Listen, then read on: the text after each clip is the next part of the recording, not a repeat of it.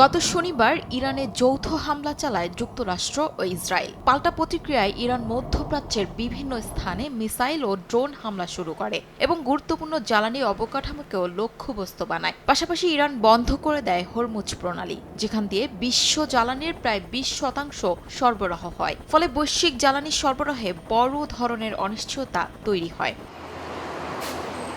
মিয়ানমারের সামরিক সরকারের বিবৃতিতে বলা হয়, বর্তমান বিশ্ব রাজনীতি ও মধ্যপ্রাচ্যের যুদ্ধের কারণে সমুদ্রপথে তেলবাহী জাহাজ চলাচলে বাধা সৃষ্টি হচ্ছে এবং ব্যাহত হচ্ছে পণ্য পরিবহন। এই পরিস্থিতিতে জ্বালানি নিরাপত্তা নিশ্চিত করতে আরোপ করা হয়েছে অস্থায়ী বিধিনিষেধ। চালকদের নতুন নিয়ম মেনে চলার নির্দেশও দেওয়া হয়।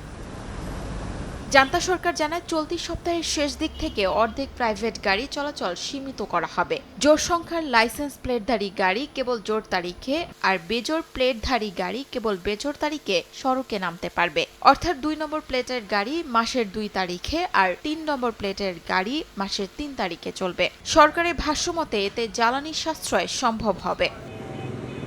তবে বৈদ্যুতিক গাড়ি, বাস, ট্যাক্সি, কার্গো, জরুরি পরিষেবার যান এবং ময়লা আবর্জনার গাড়িকে এই নিয়মের বাইরে রাখা হয়েছে।